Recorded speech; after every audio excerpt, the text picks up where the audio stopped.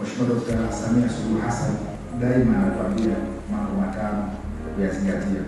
Na kwanza kabisa katiba ya nchi hiyo haipoteki, ndio sheria mama. Ya pili sheria zenyewe, ya tatu kanuni, ya nne taratibu, fungu la mwisho ni hekima na busara.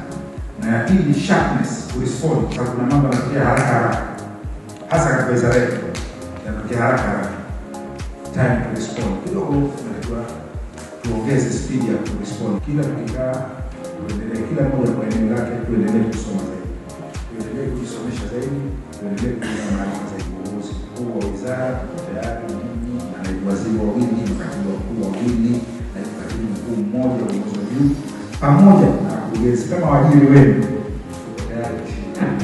Naomba sasa nitamke rasmi kuwa baraza jipya la wafanyakazi wa Wizara ya Mambo ya Nje na Ushirikiano wa Afrika Mashariki sasa limezinduliwa rasmi, na niwapongeze sana viongozi wenu wapya mliowachagua kwa uchaguzi uliokuwa wa huru na haki. Asanteni sana.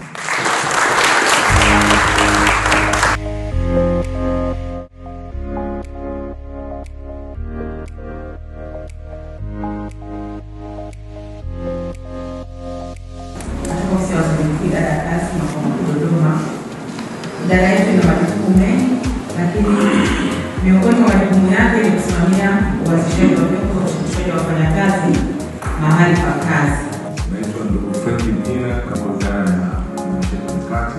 Naitwa Beth Mturi, afisa mambo ya nje kwa Idara ya Latin America. Tumetumia karatasi walizonazo kuandika jina moja